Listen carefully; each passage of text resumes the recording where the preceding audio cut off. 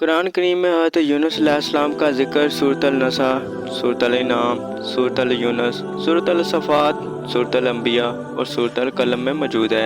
ان میں پہلی 4 سورتوں کا نام لے کر باقی 2 سورتوں میں ذو النون اور صاحب الحوات یعنی مچھلی والا کہہ کر پکارا گیا ہے۔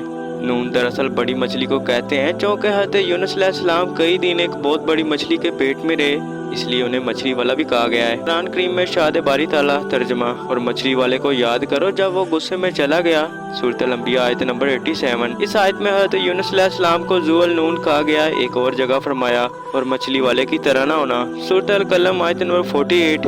اس آیت میں انہیں صاحب الحوات کہہ کر پکارا گیا ہے۔ نیز قرآن کریم کی 10ویں سورت سورہ یونس آپ ہی کے نام پر مرسوم ہے۔ مورخین اسلام اس بات پر متفق ہیں کہ حضرت یونس علیہ السلام کے نسب کا تعلق اس سے زیادہ کوئی اور بات ثابت نہیں کہ ان کے والد کا نام متی تھا، چنانچہ حضرت یونس بن متی علیہ السلام کے نام سے مشہور ہوئے۔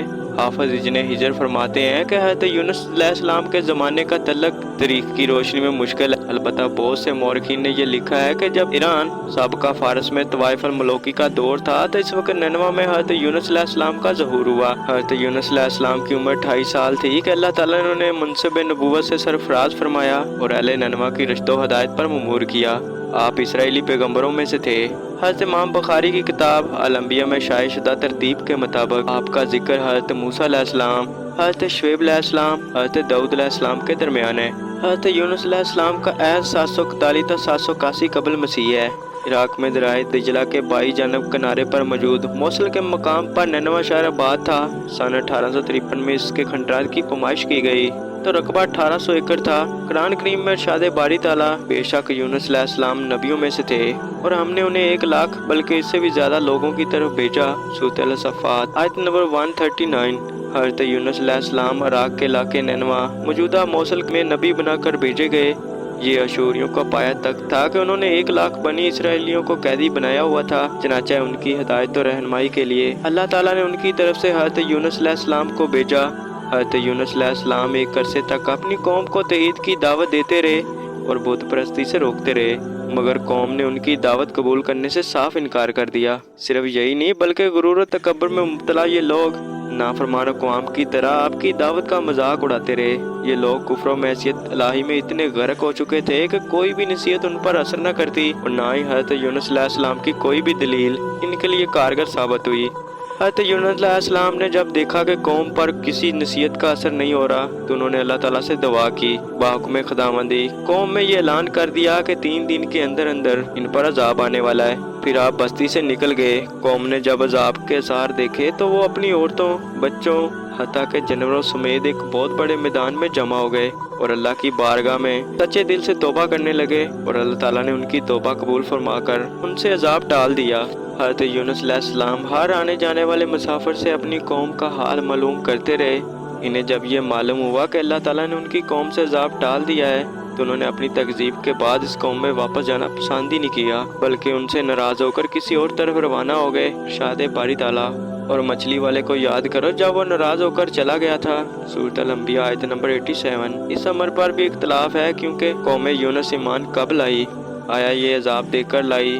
جب اس وقت ایمان لانا نفی میں نہ ہوتا، لیکن اللہ تعالیٰ نے انہیں طے شدہ قانون سے ان کے ایمان کو قبول کر لیا، یا ابھی عذاب آیا ہی نہیں تھا، یعنی وہ مرحلہ بھی آنا تھا جب ایمان لانا نفی نہ ہوتا۔ لیکن قرآن کریم نے قوم حضرت یونس کے ساتھ استثناء کیا، وہ پہلی تفسیر کی تائید کرتا ہے۔ قرآن کریم میں ارشاد باری تعالیٰ: تو کوئی بستی ایسی کیوں نہ ہوئی جو ایمان لاتی تو اس کا ایمان اسے نفع دیتا۔ ہاں، جب یونس کی قوم ایمان لائی تو ہم نے دنیا کی زندگی میں ان سے ذلت کا عذاب دور کر دیا اور ایک مدت تک ان کو بہرہ مند رکھا، سورۃ یونس آیت نمبر 98۔ حضرت یونس علیہ السلام نے بحکم خداوندی قوم میں یہ اعلان کر دیا تھا کہ تم پر 3 دن کے اندر اندر اللہ تعالیٰ کا عذاب نازل ہوگا۔ اس کے بعد آپ بستی سے نکل گئے۔ قوم نے حضرت یونس علیہ السلام کے اس اعلان پر آپس میں مشورہ کیا کہ اس بات پر اتفاق ہوا کہ اگر حضرت یونس علیہ السلام کو کبھی جھوٹ بولتے کسی نے دیکھا ہے تو بتائیں۔ سبھی نے اس بات پر متفق ہوئے کہ ہم نے کبھی حضرت یونس علیہ السلام کو جھوٹ بولتے نہیں دیکھا۔ اور یہ فیصلہ ہوا کہ اگر حضرت یونس علیہ السلام گھر میں رہے تو سمجھ لیں کہ عذاب نہیں آئے گا، اور اگر وہ گھر سے کہیں چلے جاتے ہیں تو یہ یقین کر لیں کہ عذاب ضرور آئے گا اور وہ ہو کر رہے گا۔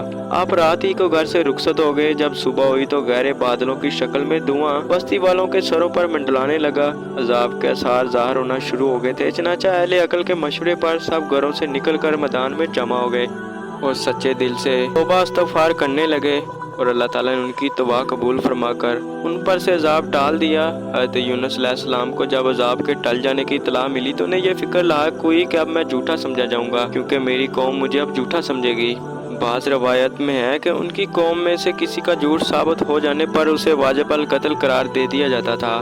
عذاب ٹل جانے کے بعد حضرت یونس علیہ السلام کا اپنی قوم میں واپس نہ آنا، اپنے احتجاج کی بنا پر ہجرت کا قید کر لینا، اور اللہ تعالیٰ کی شرعی حکم کا انتظار کیے بغیر ہی نظر انداز کر کے گرفت میں بات کرتے جانا، مگر اللہ تعالیٰ کو حضرت یونس علیہ السلام کا یہ طرز عمل پسند نہ آیا، اور وہی کا انتظار کیے بغیر ہی ایک فیصلہ کر گئے، اگرچہ یہ کوئی گناہ نہیں تھا مگر خلاف خدا تھا۔ حضرت یونس علیہ السلام فرات کے کنارے پہنچے تو ایک کشتی کو مسافروں سے لدا پایا۔ ان کے کشتی میں سوار ہوتے ہی لنگر اٹھا دیا گیا۔ راہ میں طوفانی ہواؤں نے جب کشتی کو آ گھیرا، جب وہ ڈگمگانے لگی تو اس کے غرق ہونے کا یقین ہونے لگا، تو اہل کشتی نے اپنے عقیدے کے مطابق کہنے لگے، ایسا معلوم ہوتا ہے کہ کوئی غلام اپنے آقا سے بھاگ کر آیا ہے جو اس کشتی میں سوار ہے، جب تک اسے کشتی سے جدا نہ کیا جائے نجات مشکل ہے۔ حضرت یونس علیہ السلام نے سنا تو انہیں خیال ہوا کہ اللہ تعالیٰ کو میرا نینوا سے وحی کا انتظار کیے بغیر اس طرح سے چلے آنا پسند نہیں آیا، اور یہ میری آزمائش کا اظہار ہے۔ یہ سوچ کر انہوں نے اہل کشتی سے فرمایا، اپنے آقا سے بھاگ کر آنے والا غلام میں ہوں، مجھے کشتی سے باہر پھینک دو۔ مگر ملا اور اہل کشتی ان کی پاک بازی سے اس قدر متاثر تھے کہ انہوں نے ایسا کرنے سے صاف انکار کر دیا، اور آپس میں طے کیا کہ قرآن اندازی کی جائے۔ چنانچہ 3 مرتبہ قرآن اندازی کی گئی، اور ہر مرتبہ حضرت یونس علیہ السلام کا نام ہی قرآن پر نکلا۔ تب مجبور ہو کر انہوں نے حضرت یونس علیہ السلام کو دریا میں ڈال دیا، یا وہ خود دریا میں کود گئے۔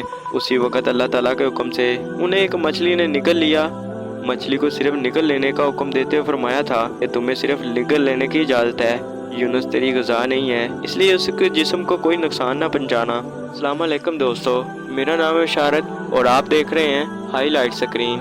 دوستو اگر ویڈیو اچھی لگے تو اسے لائک کیجئے اور اپنے دوستوں کے ساتھ ضرور شیئر کیجئے، اور اب میں ملوں گا پارٹ 2 میں۔ تب تک کے لیے اپنا بہت سا خیال رکھنا اور اس چینل کو ضرور سبسکرائب کرنا۔ اللہ حافظ۔